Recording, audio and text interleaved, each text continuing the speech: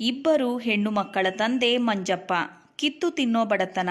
Road ಪಕ್ಕದಲ್ಲಿ ಕುಳಿತುಕೊಂಡು ಹೂವನ್ನು ಮಾರಿ ಹೆಂಡತಿ ಮಕ್ಕಳನ್ನು ಸಾಕುತ್ತಿದ್ದ. ದಿನದ ಹಾಗೆ ಅಂದು ಕೂಡ ದೇವಸ್ಥಾನದ ಬಳಿ ಕುಳಿತುಕೊಂಡು ಹೂ ಮಾರುತ್ತಿದ್ದ ಮಂಜಪ್ಪನ ಬಳಿ ಒಂದು ಕಾರ್ ಬಂದು ನಿಲ್ಲುತ್ತೆ. ಆ ಕಾರಿಂದ 40 ವರ್ಷದ ಒಂದು ಹೆಣ್ಣು ಬಂದು ಅವನ ಬಳಿ ಹೂವನ್ನು ತೆಗೆದುಕೊಂಡು ದುಡ್ಡನ್ನು ಕೊಡುವಾಗ ಹೇಗೋ ಹೂವಿನ ಬುಟ್ಟಿಯಲ್ಲಿ ಅವಳ ಕೈಯಲ್ಲಿದ್ದ ಡೈಮಂಡ್ ಉಂಗುರ ಆ ಹೂವಿನ ಬುಟ್ಟಿಯಲ್ಲಿ ಬಿದ್ದು ಹೋಗುತ್ತೆ. ಆದರೆ ಈ ವಿಷಯ ಅವನಿಗೂ ಗೊತ್ತಿರುವುದಿಲ್ಲ. ದಿನದ ಹಾಗೆ ಹೂವನ್ನು ಮಾರಿ ಸಂಜೆ ಅವನು ಮನೆಗೆ ಹೋಗ್ತಾನೆ. ಹೂವಿನ ಬುಟ್ಟಿಯಲ್ಲಿ ಉಳಿದಿರುವ ಹೂವನ್ನು ತನ್ನ ಹೆಂಡತಿ ತೆಗೆದುಕೊಳ್ಳುವಾಗ ಅದರಲ್ಲಿ ವಜ್ರದ ಉಂಗುರ ಇರುವುದನ್ನು ನೋಡ್ತಾಳೆ. ತಕ್ಷಣವೇ ತನ್ನ ಗಂಡನ ಬಳಿ ಹೇಳುತ್ತಾಳೆ, ರೀ, ಇದರಲ್ಲಿ ಉಂಗುರ ಇದೆ, ಇದು ವಜ್ರ ಅನಿಸ್ತಿದೆ, ಹೇಗ್ ಬಂದಿದೆ ಗೊತ್ತಿಲ್ಲ. ಇದನ್ನ ಮಾರಿದರೆ ನಮ್ಮ ಕಷ್ಟ ಎಲ್ಲ ದೂರ ಆಗಬಹುದು ನೋಡಿ ಸ್ವಲ್ಪ ಎಂದಾಗ ಅದಕ್ಕೆ ಮಂಜಪ್ಪ ಆ ಉಂಗುರವನ್ನ ನೋಡಿ ಹೆಂಡತಿಯ ಬಳಿ ಹೇಳ್ತಾನೆ, ದೇವಸ್ಥಾನದ ಬಳಿ ಹೂ ತೆಗೆದುಕೊಳ್ಳುವುದಕ್ಕೆ ಯಾರೋ ಶ್ರೀಮಂತರು ಒಬ್ಬರು ಬಂದಿದ್ದರು, ಇದು ಅವರದೇ ಅನ್ಸುತ್ತೆ. ಇದನ್ನ ನಾವು ಇಟ್ಕೊಳ್ಳೋದು ಬೇಡ, ಅವರು ನಾಳೆ ಏನಾದರೂ ಬರಬಹುದು, ನಾನು ಕೊಟ್ಟು ಬಿಡ್ತೀನಿ, ಕೊಡು ಇಲ್ಲಿ, ಬೇರೆಯವರ ವಸ್ತು ನಮಗೆ ಯಾಕೆ, ಇಷ್ಟೊಂದು ದುರಾಸೆ ನಮಗೆ ಬೇಡ ಎಂದು ಹೇಳಿ ತನ್ನ ಹೆಂಡತಿಯ ಬಳಿ ಉಂಗುರವನ್ನು ತೆಗೆದುಕೊಂಡು ಮತ್ತೆ ಬೇರೆ ದಿನ ಆ ಮಹಿಳೆ ದೇವಸ್ಥಾನಕ್ಕೆ ಬಂದಾಗ ಅದನ್ನು ವಾಪಸ್ ಕೊಟ್ಟು ಬಿಡ್ತಾನೆ. ದಿನದ ಹಾಗೆ ಹೂವನ್ನು ಮಾರಿ ಸಂಜೆ ಮನೆಗೆ ಬರ್ತಾನೆ. ಮನೆಗೆ ಬಂದ ತಕ್ಷಣ ಮಕ್ಕಳು ತಂದೆಯ ಬಳಿ ಬಂದು ತಿನ್ನೋದಕ್ಕೆ ಏನು ತಂದಿಲ್ವಾ, ನನಗೆ ಹೊಟ್ಟೆ ತುಂಬ ಹಸಿದಿದೆ ಎಂದಾಗ ಹೆಂಡತಿ ಹೇಳ್ತಾಳೆ, ಇದ್ದ ಅಕ್ಕಿಯನ್ನು ಮಕ್ಕಳಿಗೆ ಮಾಡಿಕೊಟ್ಟೆ, ಮಕ್ಕಳು ಮಧ್ಯಾಹ್ನದಿಂದ ಏನು ತಿಂದಿಲ್ಲ, ಈಗಾಗಲೇ ಅಕ್ಕಪಕ್ಕದವರ ಎಲ್ಲರ ಹತ್ತಿರ ಸಾಲ ಆಗಿದೆ, ಯಾರು ಸಾಲ ಕೊಡ್ತಾರೆ ಹೇಳಿ, ಮಕ್ಕಳಿಗಾದರೂ ತಿನ್ನೋದಕ್ಕೆ ಏನಾದರೂ ತರುವುದಲ್ವಾ ಎಂದಾಗ ಮಂಜಪ್ಪ ತನ್ನ ಬುಟ್ಟಿಯಿಂದ ಬನ್ನುಗಳು ಕವರ್ಗಳನ್ನು ಎತ್ತಿ ಹೆಂಡತಿಗೆ ಕೊಟ್ಟು, ನೋಡು ಸರೋಜ, ಮಕ್ಕಳಿಗೆ ಇದು ಕೊಡು, ಇವತ್ತು ಏನು ವ್ಯಾಪಾರ ಆಗಲಿಲ್ಲ, ನಾನು ಏನು ಮಾಡಲಿ ಹೇಳು, ಆ ದೇವರಿಗೆ ನಮ್ಮ ಮೇಲೆ ಕರುಣೆ ಬರ್ತಾ ಇಲ್ಲ, ರಾಜಣ್ಣನ ಅಂಗಡಿಗೆ ಹೋಗಿ ಸಾಲ ಕೇಳಿ ಅಕ್ಕಿ ತರ್ತೀನಿ, ಅಲ್ಲಿಯವರೆಗೂ ಇದನ್ನ ಮಕ್ಕಳಿಗೆ ತಿನ್ನಿಸು ಎಂದು ಹೇಳಿ ಪಕ್ಕದಲ್ಲಿರುವ ಅಂಗಡಿಗೆ ಹೋಗಿ ಸಾಲ ಕೇಳಿ ಅಕ್ಕಿಯನ್ನು ತರಲು ಕೇಳಿದಾಗ ಅಂಗಡಿಯವನು ಕೂಡ ನಿರಾಕರಿಸಿ ಬಿಡುತ್ತಾನೆ. ಈಗಾಗಲೇ 500 ರೂಪಾಯಿ ಸಾಲ ಮಾಡಿ 1 ತಿಂಗಳಾಯಿತು, ಮೊದಲು ಅದನ್ನು ಕೊಟ್ಟು ಆಮೇಲೆ ಸಾಲ ತಗೊಳ್ಳಿ ಎಂದು ಹೇಳಿಬಿಡ್ತಾರೆ. ಇತ್ತ ಏನು ಮಾಡಲು ಆಗದೆ ಬೇಸರದಿಂದ ಮನೆಗೆ ಬಂದ ಮಂಜಪ್ಪ ಮತ್ತೆ ಮರುದಿನ ಮಂಜಪ್ಪ ಹೂವು ಮಾರಲು ಹೊರಟು ಹೋಗ್ತಾನೆ. ಅವನು ದುಡಿಯೋ ದುಡ್ಡಿನಿಂದ ಮನೆಯಲ್ಲಿದ್ದವರ ಹೊಟ್ಟೆ ತುಂಬುತ್ತಿತ್ತು. ಆದರೆ ಕಳೆದ 2 ದಿನಗಳಿಂದ ಅವನಿಗೆ ಸರಿಯಾಗಿ ವ್ಯಾಪಾರ ಆಗ್ತಿರಲಿಲ್ಲ. ಮುಂದೆ ಹೊಟ್ಟೆಪಾಡು ಹೇಗೆ ಅನ್ನೋ ಯೋಚನೆಯಲ್ಲಿ ದೇವಸ್ಥಾನದ ಬಳಿ ಬಂದು ಕುಳಿತು ಮಂಜಪ್ಪ, ಅಪ್ಪ ದೇವರೇ, ಇವತ್ತಾದರೂ ನನಗೆ ತಿನ್ನೋದಕ್ಕೆ ಊಟಕ್ಕೆ ಆಗುವಷ್ಟು ವ್ಯಾಪಾರ ಆಗಲಿ, ನನ್ನ ಮಕ್ಕಳೆಲ್ಲ ಉಪವಾಸ ಇದ್ದಾರೆ ಎಂದು ಆ ದೇವರಲ್ಲಿ ಕೇಳಿಕೊಳ್ಳುತ್ತಾ ಆ ದೇವಸ್ಥಾನಕ್ಕೆ ಬಂದವರ ಹತ್ತಿರ ಅಮ್ಮ ಹೂ ತಗೊಳ್ಳಿ ಎಂದು ಬೇಡಿಕೊಳ್ಳಲು ಶುರು ಮಾಡ್ತಾನೆ. ಆದರೆ ಅವನ ದುರಾದೃಷ್ಟಕ್ಕೆ ಯಾರೊಬ್ಬರು ಹೂವನ್ನು ತಗೊಳ್ಳೋಕ್ಕೆ ಮುಂದು ಬರುವುದಿಲ್ಲ. ಅದೇ ಸಮಯಕ್ಕೆ 2 ದಿನದ ಮುಂಚೆ ಬಂದ ಆ ಮಹಿಳೆ ಮತ್ತೆ ದೇವಸ್ಥಾನಕ್ಕೆ ಬರ್ತಾರೆ. ಇತ್ತ ಮಂಜಪ್ಪ ಎಲ್ಲರ ಬಳಿ ಬೇಡಿಕೊಳ್ಳುವುದನ್ನು ನೋಡಿ ಅವನ ಪರಿಸ್ಥಿತಿ ಆಕೆಗೆ ಅರ್ಥವಾಗುತ್ತೆ. ಹಾಗಾಗಿ ಅವನ ಹತ್ತಿರ ಇದ್ದ ಹೂವನ್ನೆಲ್ಲ ತೆಗೆದುಕೊಂಡು ಅವನ ಕೈಗೆ 200 ರೂಪಾಯಿಯನ್ನು ಕೊಡಲು ಹೋದಾಗ ಮಂಜಪ್ಪ ಹೇಳ್ತಾನೆ, ನೋಡಿ ಅಮ್ಮ, ಇದರ ಬೆಲೆ ಕೇವಲ 100 ರು ಅಷ್ಟೇ ದುಡ್ಡು, ಬೇಡಮ್ಮ ಎಂದಾಗ ಅದಕ್ಕೆ ಆಕೆ ಹೇಳ್ತಾರೆ, ನೋಡಿ, ನನ್ನನ್ನು ನಿಮ್ಮ ಮಗಳು ಅಂತ ತಿಳ್ಕೊಂಡು ಇಟ್ಕೊಳ್ಳಿ ಎಂದು ಹೇಳಿ ಆಕೆ ಅಲ್ಲಿಂದ ಹೊರಟು ಹೋಗ್ತಾರೆ. ಇತ್ತ ಮಂಜಪ್ಪ ಕೂಡ ಸಂತೋಷದ ಕಣ್ಣೀರು ಹಾಕುತ್ತಾ ಆ ದೇವರಲ್ಲಿ, ಅಪ್ಪ ದೇವರೇ, ಕೊನೆಗೂ ನನ್ನ ಮೇಲೆ ನಿನಗೆ ಕರುಣೆ ಬಂತಲ್ಲ, ಅಷ್ಟು ಸಾಕು ಎಂದು ಹೇಳಿ ಸೀದಾ ಅಲ್ಲಿಂದ ಆ ದುಡ್ಡನ್ನು ತೆಗೆದುಕೊಂಡು ಹೋಗಿ ರೇಷನ್ ಅಂಗಡಿಯಲ್ಲಿ ಅಕ್ಕಿಯನ್ನು ತೆಗೆದುಕೊಂಡು ಸೀದಾ ಮನೆಗೆ ಹೋಗ್ತಾನೆ. ಮನೆಗೆ ಬಂದ ಗಂಡನನ್ನ ನೋಡಿ ಹೆಂಡತಿ ಮಕ್ಕಳು ಮಂಜಪ್ಪನ ಕೈಯಲ್ಲಿದ್ದ ಬ್ಯಾಗನ್ನು ನೋಡಿ ಸಂತೋಷ ಪಡುತ್ತಾ, ಅಪ್ಪ ಏನು ತಂದಿದ್ಯಾ, ಕೊಡು ಎಂದಾಗ ಮಂಜಪ್ಪ ಹೆಂಡತಿಯನ್ನು ಕರೆಯುತ್ತಾ, ಇದರಲ್ಲಿ ಅಕ್ಕಿ ಇದೆ, ಜೊತೆಗೆ ಬೇಳೆನೂ ಟೊಮೆಟೋನು ಇದೆ, ಮೊದಲು ಹೋಗಿ ಅನ್ನ ಮಾಡು ಎಂದಾಗ ಅದಕ್ಕೆ ಹೆಂಡತಿ ಆ ಬ್ಯಾಗನ್ನು ತೆಗೆದು ನೋಡಿ ಸಂತೋಷ ಪಡುತ್ತಾ, ಅಲ್ಲ ರೀ, 2 ದಿನದಿಂದ ಸರಿಯಾಗಿ ವ್ಯಾಪಾರ ಇಲ್ಲ ಅಂತ ಹೇಳಿದ್ರಿ, 2 ದಿನದಿಂದ ಸರಿಯಾಗಿ ವ್ಯಾಪಾರ ಇಲ್ಲ ಅಂತ ಹೇಳಿದರೆ ಮತ್ತೆ ಇಷ್ಟೊಂದು ಅಕ್ಕಿ ಬೇಳೆ ಎಲ್ಲಿಂದ ತಂದ್ರಿ ಎಂದಾಗ ಅದಕ್ಕೆ ಗಂಡ ಹೇಳ್ತಾನೆ, ಆ ದೇವರು ಯಾರೋ ಪುಣ್ಯಾತ್ಮರನ್ನ ಕಳಿಸಿದ, ಅಪ್ಪ ದೇವರೇ, ಅವರ ಹೊಟ್ಟೆ ತಣ್ಣಗಿರಲಿ ಎಂದು ಹೇಳುತ್ತಾ, ಸರಿ ಬೇಗ ಹೋಗಿ ಅಡಿಗೆ ಮಾಡು ಎಂದು ಹೇಳುತ್ತಾ ತನ್ನ ಇಬ್ಬರು ಹೆಣ್ಣು ಮಕ್ಕಳನ್ನು ತನ್ನ ಬಳಿ ಕೂರಿಸಿಕೊಂಡು ಮುದ್ದಾಡುತ್ತಾ ಅಮ್ಮ ಊಟ ಕೊಡ್ತಾಳೆ, ಹೊಟ್ಟೆ ತುಂಬ ಊಟ ಮಾಡಿ ಎನ್ನುತ್ತಾ ಮನಸ್ಸಿನಲ್ಲಿ ಎಷ್ಟೇ ನೋವಿದ್ದರೂ ತೋರಿಸಿಕೊಳ್ಳದೆ ಇದ್ದ ಹೆಂಡತಿ ಬೇಗ ಅಡುಗೆ ಮಾಡಿ ಗಂಡ ಹಾಗೂ ಮಕ್ಕಳ ಜೊತೆ ಕುಳಿತು ತಾನು ಸಂತೋಷದಿಂದ ಹೊಟ್ಟೆ ತುಂಬ ಊಟ ಮಾಡುತ್ತಾರೆ. ಹೇಗೋ ಮಂಜಪ್ಪ 2 ದಿನಕ್ಕೆ ಆಗುವಷ್ಟು ರೇಷನ್ ತಂದಿರುತ್ತಾನೆ. ಹಾಗಾಗಿ ಅವನಿಗೆ 2-3 ದಿನದ ಊಟದ ಚಿಂತೆ ಇರೋದಿಲ್ಲ. ದಿನದ ಹಾಗೆ ಮತ್ತೆ ಬೇರೆ ದಿನ ಮಂಜಪ್ಪ ಹೂವನ್ನು ಮಾರಲು ಹೊರಟು ಹೋಗ್ತಾನೆ. ವ್ಯಾಪಾರ ಮಾಡಿಕೊಂಡು ಸಂಜೆ ಮನೆಗೆ ಬರುವಾಗ ಆ ಹೆಣ್ಣು ಅವರ ಮುಂದೆ ಬಂದು ಕಾರನ್ನು ನಿಲ್ಲಿಸಿ ಅವರಿಗೆ ಸಾಮಾನುಗಳಿಂದ ತುಂಬಿರುವ ಬ್ಯಾಗನ್ನು ತಂದು ಮಂಜಪ್ಪನ ಕೈಗೆ ಕೊಟ್ಟು, ಇದನ್ನು ಬೇಡ ಅಂತ ಹೇಳದೆ ಇದನ್ನು ಇಟ್ಕೊಳ್ಳಿ, ಇದರಲ್ಲಿ ರೇಷನ್ ಇದೆ ಎಂದು ಹೇಳಿ ಅವರು ಅಲ್ಲಿಂದ ಹೊರಟು ಹೋಗ್ತಾರೆ. ಇತ್ತ ಕಿತ್ತು ತಿನ್ನೋ ಬಡತನದಲ್ಲಿದ್ದ ಮಂಜಪ್ಪನಿಗೆ ಇದು ಆ ದೇವರು ಕೊಟ್ಟ ವರ ಅನ್ನೋ ಹಾಗೆ ಅನಿಸುತ್ತಿತ್ತು. ಸಂತೋಷದಿಂದ ಎತ್ತಿಕೊಂಡು ಮನೆಗೆ ಬರ್ತಾನೆ. ಆದರೆ ಅಂದು ಮನೆಗೆ ಬಂದ ಮಂಜಪ್ಪನಿಗೆ ತನ್ನ ಮಗಳು ಹೊರಗಡೆ ಆಟ ಆಡುತ್ತಿದ್ದಾಗ ಗಾಡಿಯ ಒಂದಕ್ಕೆ ಅಡ್ಡ ಹೋಗಿ ಚಿಕ್ಕದಾದ ಒಂದು ಆಕ್ಸಿಡೆಂಟ್ ಆಗಿರುತ್ತೆ. ಅದರಿಂದಾಗಿ ಅವಳಿಗೆ ತಲೆ ಹಾಗೂ ಕಾಲಿಗೆ ತುಂಬಾ ಗಾಯ ಆಗಿರುತ್ತೆ. ಆದರೆ ಅವರ ದುರಾದೃಷ್ಟ ಅವರ ಬಳಿ 1 ಪೈಸೆ ಇರುವುದಿಲ್ಲ. ಹಾಗಾಗಿ ಮಂಜಪ್ಪನ ಹೆಂಡತಿ ಆಕ್ಸಿಡೆಂಟ್ ಆಗಿರೋ ಮಗಳನ್ನ ಮನೆಯಲ್ಲಿ ಇದ್ದ ಅರಿಶಿನವನ್ನು ಹಚ್ಚಿರುತ್ತಾಳೆ.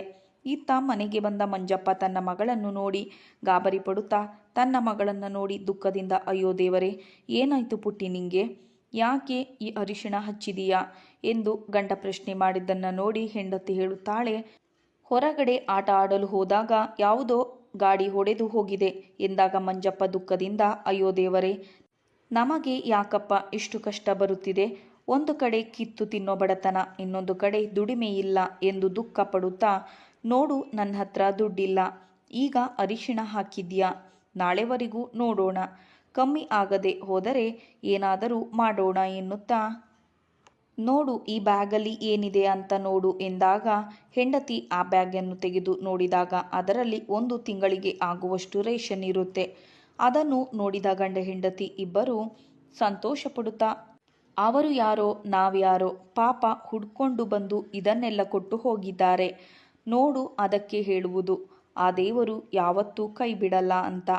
ನಮ್ಮ ಮನಸ್ಸು ಚೆನ್ನಾಗಿ ಇದ್ದರೆ ನಮ್ಮ ಕಷ್ಟಕ್ಕೆ ಆ ದೇವರು ಯಾರನ್ನಾದರೂ ಒಬ್ಬರನ್ನ ಕಳಿಸ್ತಾನೆ. ಸರಿ, ಏನಾದರೂ ಅಡಿಗೆ ಮಾಡಿದರೆ ನನಗೆ ಕೊಡು, ತುಂಬ ಹೊಟ್ಟೆ ಹಸಿದಿದೆ ಎಂದು ಗಂಡ ಹೇಳಿದ. ಇತ್ತ ರೇಷನ್ ಎಲ್ಲ ತೆಗೆದು ಪಕ್ಕಕ್ಕೆ ಇಟ್ಟ ಹೆಂಡತಿ ಆ ಬ್ಯಾಗಿನಲ್ಲಿ ಒಂದು ಪರ್ಸ್ ಇರುವುದನ್ನು ನೋಡ್ತಾಳೆ. ತಕ್ಷಣವೇ ಗಾಬರಿಯಿಂದ ಆ ಪರ್ಸನ್ನು ಎತ್ತಿ ನೋಡಿದಾಗ ಅದರಲ್ಲಿ ಕೆಲವು ಡಾಕ್ಯುಮೆಂಟ್ಸ್ ಹಾಗೂ 1 ಲಕ್ಷ ಕ್ಯಾಶ್ ಇರುವುದು ಅವಳಿಗೆ ಕಾಣಿಸುತ್ತದೆ. ಇಲ್ಲಿ ನೋಡಿ ಏನಿದೆ ಅಂತ ಹೇಳಿ ಎಂದು ಗಂಡನ ಕೈಗೆ ಕೊಟ್ಟಾಗ ಗಂಡ ಅದನ್ನು ನೋಡಿ ಹೇಳುತ್ತಾನೆ, ಓ ಏನಿದು ಇಷ್ಟೊಂದು ದುಡ್ಡು, ಅಯ್ಯೋ ದೇವರೇ, ಇದನ್ನು ತಂದು ಕೊಟ್ಟ ಆ ಮಹಿಳೆಯದು ಅನಿಸುತ್ತೆ. ಇಷ್ಟೇ ಅಲ್ಲ, ಇದರಲ್ಲಿ ಇನ್ನೂ ಏನೋ ಡಾಕ್ಯುಮೆಂಟ್ಸ್ ಬೇರೆ ಇದೆ, ಪಾಪ ಇದನ್ನು ಕಳ್ಕೊಂಡು ಎಷ್ಟು ಗೊಂದಲದಲ್ಲಿದ್ದಾರೋ ಆಕೆ ಎಂದು ಗಂಡ ಹೇಳಿದ್ದನ್ನು ಕೇಳಿ ಹೆಂಡತಿ ಹೇಳ್ತಾಳೆ, ಇದರಲ್ಲಿ ಹೇಗೋ ದುಡ್ಡಿದೆ, ಮಗುವಿಗೆ ಬೇರೆ ಜ್ವರ ಬಂದಿದೆ, ಈ ದುಡ್ಡಿಂದ ನಮ್ಮ ಕಷ್ಟ ಎಲ್ಲ ಪರಿಹಾರ ಆಗಿಬಿಡುತ್ತೆ, ಮೊದಲು ಮಗುನ ಆಸ್ಪತ್ರೆಗೆ ಕರ್ಕೊಂಡು ಹೋಗೋಣ ನಡೀರಿ, ಆ ದೇವರು ನಮ್ಮ ಕಷ್ಟನ ನೋಡಿ ಇಲ್ಲಿಯವರೆಗೂ ಈ ದುಡ್ಡನ್ನು ಕಳಿಸಿರಬಹುದು ಎಂದು ಹೆಂಡತಿ ಹೇಳಿದ್ದನ್ನು ನೋಡಿ ಗಂಡ ಹೇಳ್ತಾನೆ, ನೀ ಹೇಳುವುದು ಸರಿನೇ, ನಮಗೆ ತಿನ್ನೋದಕ್ಕೂ ಅನ್ನ ಇಲ್ದಂಗೆ ಇದ್ದೀವಿ, ಆದರೆ ಈ ದುಡ್ಡನ್ನು ಕಳ್ಕೊಂಡು ಆಕೆ ಎಷ್ಟು ನೊಂದುಕೊಂಡಿರಬಹುದು, ಏನಕ್ಕೆ ಈ ದುಡ್ಡು ಇಟ್ಕೊಂಡಿದ್ರೋ ಏನೋ, ಬೇಡ, ಬೇಕಾದರೆ ಕೇಳಿ ತಗೊಳ್ಳೋಣ, ಇಂತಹ ಕೆಲಸ ಮಾಡುವುದಕ್ಕೆ ನನಗೆ ಮನಸ್ಸು ಬರ್ತಿಲ್ಲ, ಕಷ್ಟಪಟ್ಟು ದುಡಿದರೆ ಆ ದೇವರು ಕೊಟ್ಟೆ ಕೊಡ್ತಾನೆ ನೋಡು, ಆಕೆ ಆ ದೇವಸ್ಥಾನದ ಬಳಿನೇ ಇರೋದು, ಅವರು ದಿನ ಹೂ ತಗೊಂಡು ಹೋಗೋದಕ್ಕೆ ಬರ್ತಾರೆ, ಅವರ ಮನೆ ನನಗೆ ಗೊತ್ತು, ಈಗಲೇ ಹೋಗಿ ಇದನ್ನು ನಾನು ಕೊಟ್ಟು ಬಿಟ್ಟು ಬರ್ತೀನಿ, ಮುಂದೆ ಏನಾಗುತ್ತೋ ನೋಡೋಣ, ಅಲ್ಲಿಂದ ಬಂದ ಮೇಲೆ ಮಗುನ ಆಸ್ಪತ್ರೆಗೆ ಕರ್ಕೊಂಡು ಹೋಗ್ತೀನಿ ಎಂದು ಹೇಳಿ ಮಂಜಪ್ಪ ಹೆಂಡತಿಯ ಮಾತನ್ನು ಕೇಳದೆ ಆ ಪರ್ಸನ್ನು ಎತ್ಕೊಂಡು ಸೀದಾ ಹೊರಟು ಹೋಗ್ತಾನೆ.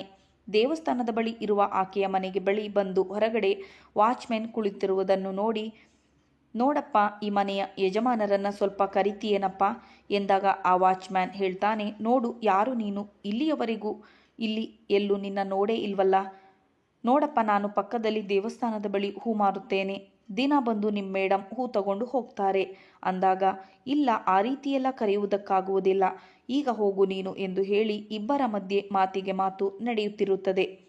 ಅಷ್ಟರಲ್ಲಿ ಸದ್ದು ಕೇಳಿ ಮನೆಯಿಂದ ಹೊರಗಡೆ ಆ ಹೂವು ತೆಗೆದುಕೊಂಡು ಹೋಗುತ್ತಿದ್ದ ಹೆಣ್ಣು ಬರ್ತಾಳೆ. ಹೊರಗಡೆ ನಿಂತಿದ್ದ ಮಂಜಪ್ಪನನ್ನು ನೋಡಿ, ಅಲ್ಲಿ ಏನಾಗ್ತಿದೆ, ಅಲ್ಲಿ ಯಾರದು ವಾಚ್ಮ್ಯಾನ್, ಅವರನ್ನು ಒಳಗಡೆ ಕಳಿಸಿ ಎಂದಾಗ ವಾಚ್ಮ್ಯಾನ್ ಮಂಜಪ್ಪನನ್ನ ಗೇಟಿನ ಒಳಗಡೆ ಹೋಗಲು ಬಿಡುತ್ತಾನೆ.